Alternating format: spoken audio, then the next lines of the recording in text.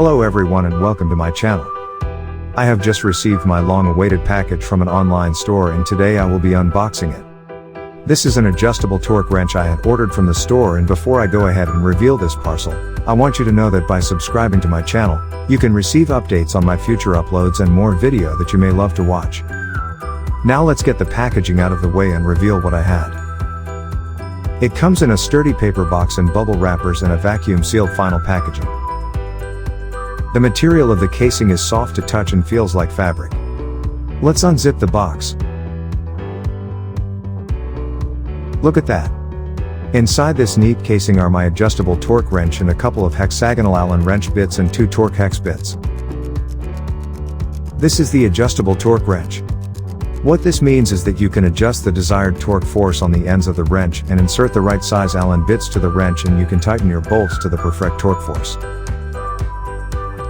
To insert the bit, simply depress the button on the back of the wrench that will release the spring-loaded latch. This will allow you to insert the bit onto the wrench, and once inserted, release the button and the bit will be held in place securely. Now, let's go ahead and work on my bicycle. A bicycle usually have a recommended torque to properly secure your components to each other. An over-tightened component not only causes stress on the parts, but also poses a risk to the cyclist if the component fails due to material fatigue or cracked surfaces. Therefore, it is very important that you should tighten all components of your bicycle to the recommended manufacturer's torque, if you decided you wish to service and maintain your own bicycle.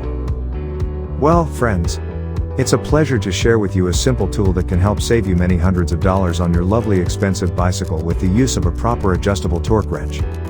Once again, if you do like this video, do consider giving it a like and subscribe to my channel. See you soon again.